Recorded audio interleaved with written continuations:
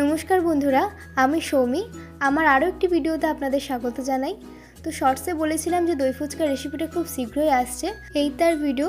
তো চলুন মা কীভাবে দই ফুচকার রেসিপিটা বানালো দেখে নেওয়া যাক। তো প্রথমে এখানে একটা প্রেশার কুকারে কয়েকটা কেটে রাখা আলু, দুটো লঙ্কা আর এখানে ভেজানো ছোলা, 1 গ্লাস মতো জল আর সামান্য নুন দিয়ে সেদ্ধ করে নিয়েছিল। এরপর ভাজা মশলাটা রেডি করে নিতে হবে। তো প্রথমে এখানে একটা শুকনো কড়া গরম করে জিরে, মৌরি আর দুটো শুকনো লঙ্কা লো ফ্লেমে ভালো করে রোস্ট করে গুঁড়ো করে নিয়েছিল। এই ভাজা মশলাটি রান্নাঘরের একটি খুব প্রয়োজনীয় মশলা। এটি বেশিরভাগ নিরামিষ রেসিপিতেই ব্যবহার করা হয়, আর দই ফুচকাতে তো এটা ব্যবহার করতেই হবে। এরপর তেল গরম করে মা ফুচকাগুলো ভেজে নিয়েছিল। এখানে বাজার থেকে কিনে আনা ফুচকার চিপস ব্যবহার করেছিল। আপনারা এটা যে কোনো মুদিখানার দোকানেই সহজে পেয়ে যাবেন। দই ফুচকা ছাড়াও জল ফুচকা বানানোর জন্য মা এখানে বেশি করেই ফুচকাগুলো ভেজে নিয়েছিল। ফুচকাগুলোকে বেশ সুন্দর দেখাচ্ছিল, যেন একটা করে ছোট ছোট বল হয়ে গেছিলো। এই ফুচকাগুলোকে আপনারা ভেজে নেওয়ার পরে 1 সপ্তাহ মতো স্টোর করে রাখতে পারবেন। আমি তো দই ফুচকার মতো রেখে দিয়ে বাকিগুলোকে ডিব্বায় ভরে রেখে দিয়েছিলাম। ফুচকাগুলো ভেজে নেওয়া হয়ে গেলে দেখো এখানে সেদ্ধ করা আলুর সঙ্গে 1 চামচ মতো বিট লবণ, লঙ্কা কুচি, পেঁয়াজ কুচি, ধনেপাতা কুচি, শসা কুচি আর কিছুটা সেদ্ধ ছোলা দিয়ে দিয়েছিল।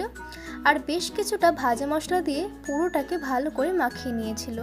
এতদিন জানতাম মায়েরা শুধু ঘরোয়া রান্নাই পারে, কিন্তু তা না। মায়ের কাছে আবদার করলে সব রান্নাই সে বানানোর চেষ্টা করে। আর এখন তো ইউটিউব হয়ে গেছে, তাই ইউটিউব দেখে দেখে বেশিরভাগ স্ট্রিট ফুডই আমাকে বাড়িতে বানিয়ে দেয়।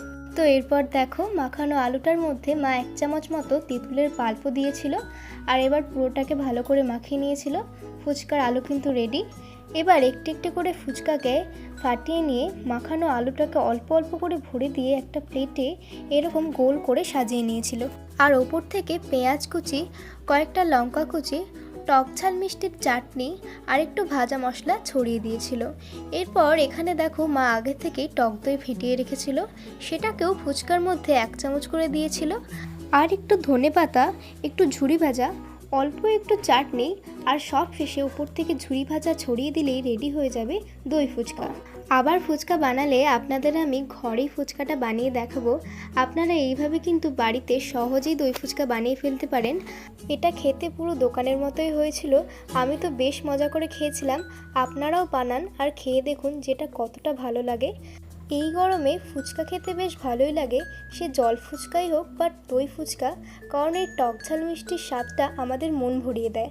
এবং আপনারা সাবস্ক্রাইব, লাইক এবং শেয়ার করতে ভুলবেন না। আর আমার ভিডিওটি দেখার জন্য আপনাদের ধন্যবাদ।